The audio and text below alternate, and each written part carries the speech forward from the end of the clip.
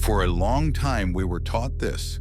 About 40,000 years ago, upon arriving in Europe, humanity suddenly became smarter. Scholars term this era, marked by an explosion of art and sophisticated tools, the human revolution. However, that was wrong. Everything we called a revolution had already begun in Africa hundreds of thousands of years earlier. Today, we will trace the discoveries that compel us to rewrite the textbooks, from stone tools in the forest 3.3 million years ago to poison arrows identical to those used today from 40,000 years ago. Let's turn the clock back 3.3 million years. We are in the Lomekwi region of Kenya. Surprisingly, this wasn't the open savanna we imagine. At the time, this area was a dense woodland. In this forest, beings who could not yet be called Homo picked up stones. Predating established knowledge by 700,000 years, these are the Lomekwian tools. The oldest in human history, they lifted massive stones weighing up to 15 kilograms and struck them against an anvil on the ground. While this resembles chimpanzee behavior, it required far more precise striking techniques. The arrogance that only humans use tools, and the savanna hypothesis that tools were invented after moving to the grasslands, both crumble here. Time moves forward to 2.6 million years ago in Gona, Ethiopia. Tools have become much sharper. These makers understood exactly how stones fracture. We call these Oldowan tools. What is surprising, however, is that this technology remained virtually unchanged for the next 1 million years. But 1.76 million years ago, an innovation occurred at Kokosile, Kenya, the emergence of the Acheulean hand axe.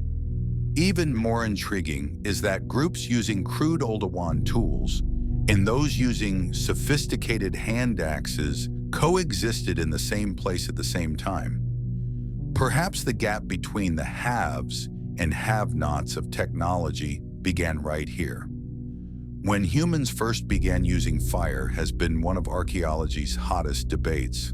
The answer was found deep within Wonderwerk Cave in South Africa, in a stratum dating back 1 million years. Here, burnt bones and plant ash were discovered. These were not traces of a wildfire sweeping in. It was a fire intentionally kindled deep inside the cave, hot enough to heat bones to over 500 degrees Celsius. Humanity had begun to control energy. This is also decisive evidence that we had started cooking. Now it is time to meet our direct ancestor, Homo sapiens. This fossil, discovered at Jebel Irhoud in Morocco, dates back 315,000 years. The face is identical to ours, but the brain case is still elongated. We did not simply appear out of nowhere. We evolved gradually across the African continent, refining our faces and brains over time. Wait a moment. Have you ever had a headache trying to keep track of the countless names of human ancestors? Homo erectus, Homo habilis, Paranthropus. Recent research suggests we may have been too quick to label them as different species based on minor fossil differences. While their appearances varied by time and region, they were not strangers to one another, but part of one massive lineage. We are simply the latest version of that great flow. Entering the Middle Stone Age, humans became engineers. 164,000 years ago at Pinnacle Point, South Africa, humans realized that silkrete stone does not flake well in its raw state. So, they baked the stones. They used fire not just to roast meat, but to alter the physical properties of materials. This represents engineering thinking that requires immense intelligence. 100,000 years ago at Blombos Cave, the first chemical experiment took place. Using abalone shells as containers, they mixed ochre, bone powder, and charcoal to create red paint. In particular, the use of marrow and fat extracted from crushed bones as a binder demonstrates astonishing chemical knowledge. What did they do with this red pigment? They likely decorated their bodies or painted on cave walls. This marks the birth of art and symbolism. And then, 44,000 years ago, at Border Cave, South Africa. The artifacts discovered here give us chills. Poisoned arrowheads, applicators for that poison, beads made of ostrich eggshell. Notably, ricinoleic acid, a component of castor bean poison, was detected on the applicator sticks.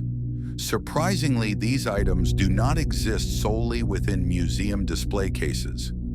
The San people of the Kalahari Desert still craft poison arrows and thread beads in the exact same way today. Those people from 40,000 years ago were not primitives. They were already fully modern humans, possessing the same intelligence and culture as us. Let's return to our initial question. Did the human revolution happen suddenly in Europe? No. The African Paleolithic was not a stagnant age of stone. It was a process of gradual evolution, built persistently from that first attempt 3.3 million years ago. Mastering fire, baking stones, and blossoming art. These records, buried within the red soil of Africa, are the true history that tells us who we really are.